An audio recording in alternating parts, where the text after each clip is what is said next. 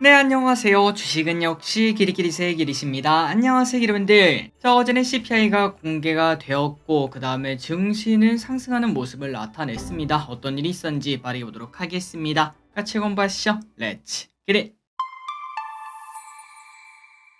자, 오늘 또 여러가지 정말 쇼킹한 뉴스가 많습니다. 빠르게 보도록 할게요. 일단 첫 번째, CPI에 대해서 한번 보자면은 예상보다 CPI가 높았지만 증시는 올랐다고 합니다. 도대체 이게 뭔 소린가 봤더니 어제 미국에서는 예상보다 높은 CPI가 공개, 예상치가 3.1%였는데 3.2%가 나왔습니다. 보통 그렇다면은 당연히 증시는 출렁거릴 수밖에 없을 거고, 실제로 미국 선물도 어제 저녁 9시 반 그때 쭉 급락하는 모습을 나타냈죠. 하지만 몇 분 지나지 않아 다시 급등하는 모습을 나타내며 오히려 미국 증시는 상승 마감했다고 합니다. 그렇다면 상승한 이유가 뭘까요? 이제 여러 가지 이유가 나오긴 했지만 그 중에서 가장 설득력 있는 게 이미 인플레가 조금은 뜨거울 것을 예상했으며, 그리고 개별주에 대한 개인들의 그러한 투자 심리가 여전히 좋기 때문에 이렇게 조금 CPI가 높게 나와도 큰 영향을 주지 않았다, 이렇게 말한다고 하는데, 그런데 이때까지와는 좀 다르기도 하죠. 그리고 실제로 미국 10년물도 같이 오르는 모습을 나타냈기 때문에 보통 이러한 CPI는 그날에만 영향을 주고 끝나는 게 아니라 다음날까지 영향을 주는 경우가 많습니다. 그래서 오늘 저녁에 미국 증시가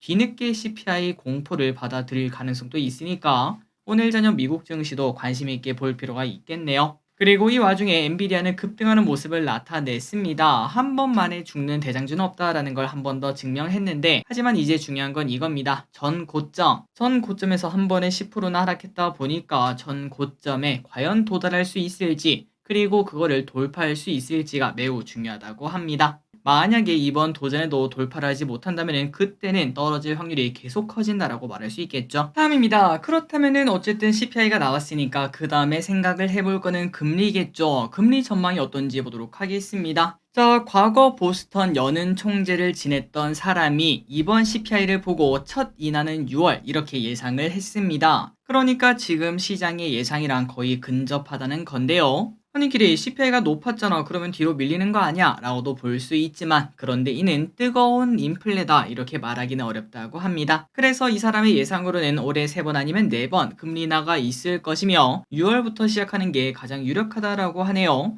그리고 또한 참고로 패드워치를 보면은 6월에 인하 가능성이 70%라고 하니까 뭐 거의 기정사실 아닌가라고 볼 수 있긴 한데, 그런데 우리가 이때까지 항상 그랬습니다. 패드워치가 전망한 게 가까이 가면 가까이 갈수록 거의 대부분은 그 전망이 조금씩 바뀌었던 걸로 기억을 해요. 그렇기 때문에 혹시나 금리 인상이 조금 더 뒤로 미뤄진다면 또다시 증시는 출렁거릴 수 있다는 거, 이러한 부분은 우리가 생각해 볼 필요가 있겠지만 딱 하나 변하지 않는 건 있습니다. 그건 바로 올해 금리 인하는 무조건 있다는 거겠죠. 그렇기 때문에 금리에 대해서는 너무 걱정할 필요는 없을 듯 합니다. 만약에 조정이 온다고 하더라도 이로 인해서 오는 거는 단기 조정에 그치겠죠. 다음입니다. 고점 신호, 기업 임원의 주식 매도 행진, 미국 증시가 고점이니 아니니 이러한 갑론을박이 나타나는 와중에 미국 주요 기업들의 임원 주식 매도가 이어지고 있다는 소식입니다. 예전부터 우리가 많이 공부했었죠. 보통 주식, 그 주식을 가장 잘 아는 사람은 대주주 아니면 임원 이렇게 말을 할 수 있는데, 그 사람들이 주식을 팔고 나갔다는 거는 물론 그 사람들이 뭐 급전이 필요할 수도 있겠지만 대부분은 조금은 고점의 신호 아닐까, 그 회사를 그렇게 잘 아는 사람들도 이제는 좀 고평가 아닐까, 그렇게 판단한 거라고 예상을 해볼 수 있겠죠. 그래서 누가 있나 봤더니 대표적으로 메타가 있다고 합니다. 저커버그는 올해 3월에만 무려 1,500억이나 매도하는 모습을 나타내고 있습니다. 그리고 델 CEO도 3,000억에 달하는 주식을 매도하고 있고, 코인베이스 임원도 매각하는 모습을 보여주고 있다고 하네요. 그리고 이 기업들의 특징이 있죠. 맞습니다. 올해만 무려 50%씩 급등한 친구들인데, 많이 급등하다 보니까 그냥 차익 실현에 나서는 건지 아니면 진짜 고점이라고 생각해서 나서는 건지, 그런 부분을 우리가 생각할 필요가 있을 것 같습니다. 다음입니다. 안 좋은 이야기를 한 가지만 더 보고 넘어가도록 하겠습니다. JP모건 떨어질 것. JP모건은 지금 시장에 대해서 투자자들이 시장 리스크를 무시하고 있다고 언급을 했습니다. 지금 시장은 정치적, 지정학적 위험이 가득한 상황이라고 하는데요. 가자, 우크라 전쟁이 여전히 이어지고 있다는 거, 지정학적 리스크 여전히 있죠. 그리고 올해 가득한 선거, 여러분들이 아시다시피 올해는 선거가 정말 많습니다. 그리고 그 중에서 가장 위험하다고 말할 수 있는 게 바로 미국 선거인데, 이러한 부분 때문에 조정 가능성이 충분하다고 합니다. 그리고 또한 증시가 최근 들어 많이 오른 부분도 부담이 될 수 있겠죠. 그래서 JP모건은 다른 은행들과 달리 지금보다 20% 가까이 급락하고 올해가 마무리될 것 요렇게 예상한다고 합니다. 그러니까 증시 하락폭이 조금 커질 수도 있다는 건데 과연 그렇게 될지 아니면은 다른 은행들처럼 여전히 미국 증시는 더 오르고 마무리가 될지 우리가 계속 고민할 필요가 있겠네요. 다음입니다. 오늘 또 중요한 뉴스 중 하나는 바로 이거일 듯합니다. 푸틴 협상 준비. 자, 이번 주에 선거를 앞둔 푸틴이 오랜만에 입을 열었는데요. 우리나라 주식 투자들의 마음을 설레게 만들었다고 합니다. 도대체 뭐라고 했나 봤더니 우크라와 함께 일시 휴전이 아닌 종전 협상을 할 준비가 되어 있다. 요렇게 말을 했다고 합니다. 그래서 오늘 우크라 재건주가 오랜만에 급등하는 모습을 나타냈습니다. 그런데 중요한 거는 여기에 속은 적이 워낙 많죠. 왼쪽에 보다시피 얼마 전에도 한번 올라갔다가 빠진 적이 있었기 때문에 여기에 대한 걱정이 많은 분들이 정말 많으시고 그리고 우크라 입장에서도 내 땅 내 나를 아직까지도 외칠 수밖에 없기 때문에 하루짜리 가능성도 있다 이렇게 본다고 합니다. 이럴 때마다 저 기릿은 이거 타임머신 한번 타고 오고 싶다라는 생각을 해봅니다. 실제로 올해 내 전쟁이 진짜로 끝나기만 한다면은 재건주가 올해의 텐베거가 될 가능성이 있을 것 같긴 한데요. 하지만 그게 바로 지금일지는 우리가 또 알 수가 없고 올해 내 협상이 안 될 가능성도 분명히 있기 때문에 확률이 얼마나 될지는 우리가 고민할 필요가 있을 것 같습니다. 자, 기름들 중에서 만약에 국제 정세 그다음에 뭐 전쟁 이쪽에 좀 관심이 많으시다면은 확률이 어떻게 될지 고민을 해보시고 만약에 내 생각에는 이 협상 가능성이 분명 있다. 한 최소한 몇십 프로는 된다. 이렇게 생각하신다면은 분명 우크라 재건주 같은 경우는 큰 수익을 줄 수 있는 그런 섹터가 될 수 있겠죠. 고민할 필요 일단 당연히 있을 듯 합니다. 다만 매번 말씀드리지만 이러한 투자의 단점은 진짜 뉴스에 따라서만 움직이기 때문에 우리의 마음이 너무 힘들다는 거 그런 단점이 있죠. 다음입니다. 오늘 상장 공모주 오상헬스케어 급등합니다. 역시 공모주는 꾸준한 수익을 줍니다. 물론 이걸 받을 수 있는 운이 필요하긴 하지만 어쨌든 오늘 상장한 오상헬스케어는 2배 이상 오르는 모습을 보여줬다고 합니다. 저 기간수 예측도 나쁘지 않았죠. 오상헬스케어. 그래서 그런지 오늘 좋은 모습을 나타냈는데 체외 진단 전문 기업 앞으로도 쭉쭉쭉 성장하길 바랍니다. 그리고 이어서 이것도 확인해 보도록 하겠습니다. 내일부터 청약을 진행하는 엔젤 로보틱스 NH에서 진행하는데 기관수 예측 결과가 어떻게 나왔나 봤더니 대박입니다. 경쟁률이 무려 1150대 1, 그 다음에 참여 기관 건수는 2067건, 그리고 역시나 대부분의 기관들이 높은 가격을 써내면서 공모가는 2만원에 확정이 되었습니다. 또한 의무 확약도 나쁘지 않습니다. 16.6%나 되는 모습을 나타내 꽤나 괜찮은 기업이라는 걸 우리가 확인할 수 있네요. 자, 그렇다면 우리가 청약을 해야 되는가 말아야 되는가? 당연히 청약을 하시면 될 것 같습니다. 기관수 예측 결과 매우 좋았죠. 그 다음에 의무 확약 좋았죠. 균등 배정 수량은 20만 주 정도라 아마도 이 또한 한 0.56개 그 정도밖에 못 받겠지만 그럼에도 당연히 청약을 해야겠죠. 그리고 예상 시총은 2,800억이고 NH투자증권에서 진행을 한다는 거 참고하시면 될 것 같습니다. 저끼리 청약 진행하도록 할게요. 다음입니다. 경유차보다 LPG차가 더 많이 팔린다. 확실히 경유차의 판매량이 뚝뚝 떨어지고 있다는 소식입니다. 분명 과거에는 휘발유보다 경유차가 더 많이 팔리던 시절이 있었어요. 그런데 올 2월에는 정말 충격적이게도 이제는 경유차보다 LPG가 더 많이 팔리는 모습이 나타나고 있습니다. 자, 참고로 올해 판매 대수를 보면 휘발유가 5.8만 대, 하이브리드카가 2.7만 대, LPG가 1.2만 대, 경유가 1.1만 대, 전기차가 2,000대 수준으로 일단 압도적으로 휘발유가 가장 많고요. 그리고 하이브리드도 생각보다 많고 경유가 정말 많이 줄었고 LPG보다 더 줄어든 걸 확인할 수 있죠. 그리고 중요한 거는 경유차의 하락은 이제 시작이라고 합니다. 앞으로 경유차의 판매 비중은 더 떨어질 것으로 보인다고 하며 그 이유는 전쟁으로 인한 경유값 상승, 1톤 경유 트럭 신규 등록 금지 등 이러한 영향을 받을 수밖에 없다고 합니다. 아니 길이 그러면은 뭐 경유 대신에 LPG를 선택한 사람들이 많아지냐라고 생각을 했는데 그건 또 아니라고 합니다. LPG도 사정은 비슷하다고 하네요. 지속적으로 판매량이 줄어드는 모습을 나타내고 있기 때문에 아마도 얼마 지나지 않아 경유차와 LPG를 찾아보기가 어려울 듯합니다. 다음입니다. 샤오미의 전기차 출시. 자, 대륙의 실수라고 불리는 그 샤오미. 그런데 여기서 드디어 전기차를 출시한다고 합니다. 참고로 샤오미는 3년 전에 자동차를 만들겠다고 했었는데요. 그런데 벌써 출시를 하는 모습이네요. 다만 전기차 출시 타이밍이 좀 애매하긴 하죠. 안 그래도 경쟁이 치열한 상황인데 과연 자리를 잡을 수 있을지가 미지수라고 합니다. 그리고 아직까지 요 왼쪽에 보이는 이 차 가격은 밝히지 않았다고 합니다. 그런데 샤오미 하면은 뭔가 쌀 것 같은 느낌이 들긴 하죠. 과연 어떤 가격으로 나타날지 그리고 잘 팔릴지 확인해 보도록 하겠습니다.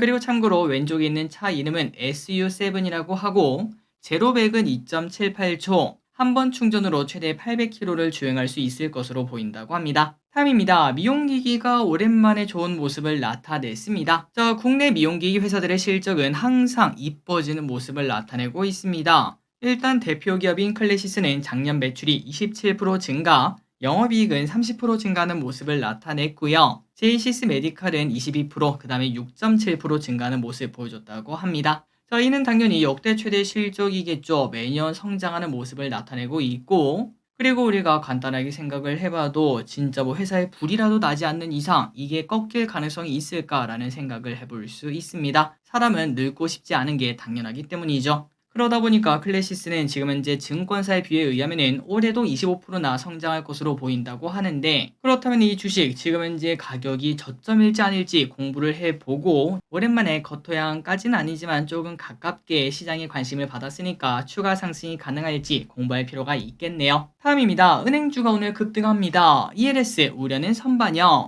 금융당국이 발표한 홍콩 ELS 사태에 대한 조정안이 예상 범위 안에서 나오고 이미 여기에 대한 우려감이 주가에 선반영되었다는 시각이 나오며 은행주가 다시 반등하고 있습니다. 이런 걸 봤을 때 우리가 가장 제가 많이 하는 말이 뭐죠? 맞습니다. 뉴스에 팔아라죠. 그런데 그 반대말은 악재에 사라, 이러한 얘기를 해볼 수 있겠네요. 여러분들이 아시다시피 올해 들어 은행주들은 저 PBR, 밸류업 관련주로 탄력이 붙는가 싶더니 그런데 ELS 보상안 발표 그런 부분 때문에 주가가 하락한 바 있었습니다. 하지만 그 악재가 실제로 딱 표면상에 등장하고 나니까 오히려 주가는 급등하는 모습을 나타냈다고 합니다. 그래서 오늘 KB금융 무려 6.5%나 급등하는 모습을 나타냈는데 추가 상승이 가능할지도 볼 필요가 있고, 다만 일각에서는 이러한 우려감 해소로 주가가 계속 상승하기는 어렵다며 단순히 ELS 때문에 매수를 한다면 그거는 말리고 싶다, 이러한 의견이 많다고 합니다. 그러니까 이 회사의 본질 플러스 밸류업 프로그램 그런 기대감을 더 보라는 얘기겠죠. 다만 최근 들어 많이 올랐기 때문에 분명 피로감은 등장할 수 있을 듯합니다. 다음입니다. 연두색 번호판의 슈퍼카2. 올해 1월부터 법인차 전용 번호판 제도가 도입되었는데요. 8천만 원 이상의 업무용 승용차는 연두색 번호판을 붙여야 합니다. 그래서인지 고가 수입 법인차의 등록 대수가 크게 줄었다고 하네요. 자, 올해 2월 8천만 원 이상 수입 법인차는 3,500대를 기록했고 작년 동월 대비 1,200대 가량 줄었다고 합니다. 분명 효과가 나타났네요. 또한 판매 가격이 평균 3억을 넘는 초고가 수입차에서도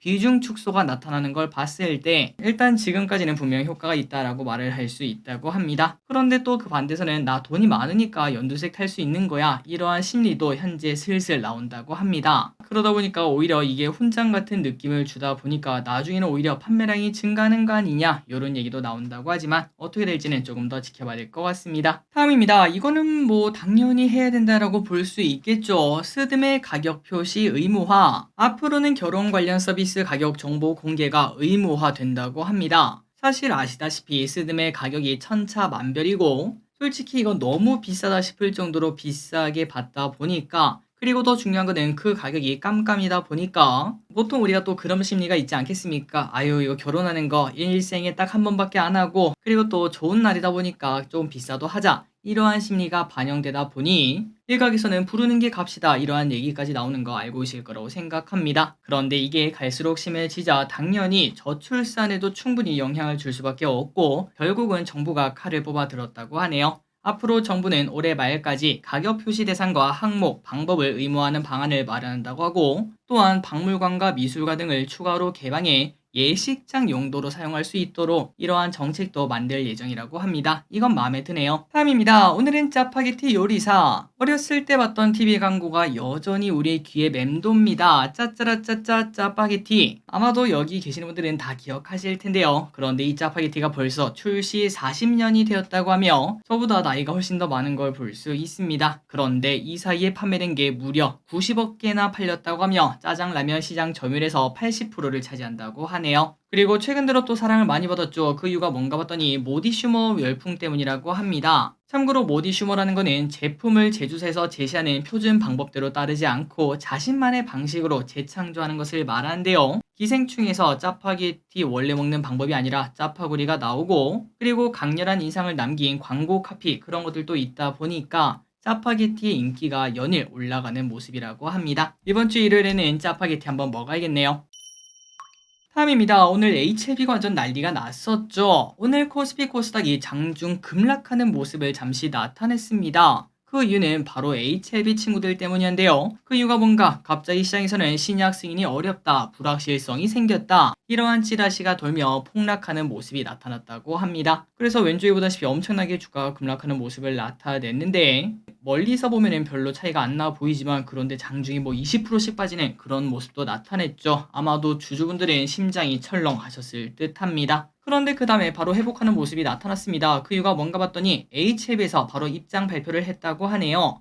워딩을 그대로 가져와 보면은 단연코 회사의 신약 승인 과정에 변수가 생긴 건 없고, 그리고 악성 루머는 일고의 가치도 없는 것이긴 한데 어떤 의도에서건 회사를 음해하려는 악성 루머에 현혹됨으로써 개인의 재산 손실이 발생할 수 있기 때문에 빠르게 입장 발표에 나섰다, 이런 얘기를 했습니다. 그러자 이제 좀 회복하는 모습을 나타냈지만 여전히 마이너스로 끝나는 거는 아쉽긴 하겠네요. 다음입니다. 2차전지 배터리사 실적 개선 기대가 하락세를 보이던 니켈 가격과 리튬 가격이 안정되며 올해 가장 높은 가격을 형성하고 있는데요. 이렇게 가격이 오르는 것은 수요 대비 공급이 적기 때문이라고 합니다. 그리고 이렇게 광물 가격이 오르면은 2차전지 업체들도 수익성이 좋아질 것, 이러한 전망이 나온다고 하네요. 아니 길이 근데 광물 가격이 오르는 거랑 그 2차전지 업체들이랑 왜 뭔 상관이야? 그 광물 가격이 오르면은 2차전지 업체들은 그 광물을 사오니까 당연히 안 좋아지는 거 아니야? 요런 생각도 해볼 수 있긴 한데, 그런데 이렇게 생각하시면 될 것 같습니다. 우리가 배터리를 만드는데 광물 10만원치가 필요하다고 생각을 해볼게요. 그래서 10만원치 광물을 딱 사왔습니다. 그런데 그 배터리를 우리가 하루 만에 뚝딱 만들어서 파는 게 아니겠죠. 보통 한 몇 개월 정도 걸린다고 볼 수 있는데, 그래서 이제 우리가 10만원치 사온 걸로 열심히 배터리를 만들어서 3개월 뒤에 팔려고 하니까 광물 가격이 옛날보다 10%도 올랐습니다. 그렇다면 우리가 그 배터리 가격을 더 높게 받을까요? 아니면 낮게 받을까요? 당연히 높게 받을 수밖에 없겠죠. 그렇기 때문에 이렇게 광물 가격이 올라가는 사이클에서는 지속적으로 광물은 싸게 사오고 배터리는 비싸게 팔기 때문에 수익성이 좋아진다라고 생각하시면 될 것 같습니다. 그리고 지금까지는 그 반대로 광물 가격이 내려가다 보니까 한 달 전에 10만원치 광물을 사왔는데 지금 보니까 그 광물이 8만원밖에 안 해요. 그렇다면 배터리 가격도 떨어질 수밖에 없고 당연히 실적이 박살날 수밖에 없었다는 거겠죠. 어쨌든 최근 들어 리튬 가격이 올라간다, 이런 얘기 때문에 2차전지 슬금슬금 올라가고 있습니다. 우리 지속적으로 공부하고 있죠. 그리고 업계 관계자에 따르면 이러한 광물 가격 상승은 당분간 지속될 것으로 보인다고 합니다. 설령 지속되지 않는다고 하더라도 이전처럼 급락할 가능성은 높지 않다고 합니다. 다음입니다. HD 현대일렉트릭 더 간다니까. 머스크가 찍어준 섹터인 전력 관련주, 거기에 MSCI 편입 호재까지 있는 HD 현대일렉트릭이 신고가 행진 보여주고 있습니다. 최근 들어 아시다시피 AI 열풍으로 인해 전력에 대한 관심이 높아지고 있죠. 그리고 또 이 와중에 바이든이 호재 하나를 꺼냈습니다. 어제 바이든은 코인 채굴에 대해서 세금을 매긴다라는 이야기를 했는데, 아니 길이 그건데 이거는 뭐 코인에 대한 견제 아니야 라고도 볼 수 있지만, 그런데 그거보다는 확실히 코인 채굴하면서 전기를 많이 썼다는 거 많이 들어보셨죠? 그런 전기마저도 아까운 전기에 대한 부담이 커져가는 거 아니냐, 이러한 의견이 나온다고 합니다. 그러다 보니까 전력 관련주가 최근 들어 뜨거운 모습을 나타내고 있고, 앞으로 이러한 소식이 더 많아진다면 지금 시작 아닐까, 이런 얘기도 해볼 수 있겠죠. 물론 왼쪽에 보다시피 야 이거 너무 많이 올라서 부담된다 라는 얘기를 해볼 수 있긴 한데, 혹시나 다른 전력 관련주 혹은 원전주 이런 친구들은 어떨지도 고민할 필요가 있겠네요. 다음입니다. 위메이드가 오랜만에 급등하고 있습니다. 바로 위메이드의 MMORPG 나이트크로우 글로벌이 전일 출시가 되었는데, 출시 1시간 만에 동접자가 10만 명을 돌파하고 10시간 만에 15만 명을 돌파를 했다고 하네요. 그래서 이렇게 이용자들이 늘어나다 보니까 신규 서버 그룹도 벌써 6개나 추가되었다고 하며, 그리고 이렇게 많은 접속자가 있었음에도 안정적으로 운영하는 모습이 인상적이었다고 합니다. 그러니까 실적이 결국은 좋아진다는 의미가 될 것 같고, 이게 어디까지 지속될지가 중요하겠지만 일단 위메이드 양봉 강하게 띄웁니다. 마지막 소식입니다. SAMG 엔터테인먼트. 자, 최강경찰 미니 특공대라는 걸 알고 계신가요? 지난 11월 정규 방송을 시작한 SAMG 엔터의 최강경찰 미니 특공대 애니메이션이 최고 시청률 5%를 돌파했다고 합니다. 통상적으로 키즈 애니메이션의 시청률이 1%를 넘으면 흥행한 것으로 본다고 하는데 5%면은 의미가 있겠죠. 그리고 최강경찰 미니 특공대, 솔직히 저 기릿은 뭔지 모르지만 남아 여아를 불만하고 시청하고 있으며 완구는 키덜트 층에서도 뜨거운 반응을 보여준다고 합니다. 하지만 아직까지 주가는 이를 반영하지는 못하고 있습니다. 그런데 중요한 거는 올해 하반기에 중국에 런칭을 한다고 하는데 중국은 또 다른 얘기가 될 수 있겠죠. 그 기대감이 나타날지도 SAMG 엔터 관심 있게 봐야겠습니다. 자, 오늘의 공부 여기까지 끝났습니다. 항상 이렇게 같이 공부해서 진심으로 감사합니다. 오늘 중요한 소식이 좀 많았네요. 앞으로 어떤 식으로 흘러갈지, 그리고 우크라 반응은 또 어떻게 나올지도 관심 있게 보도록 하겠습니다. 지금까지 기리셨습니다. 빠이요.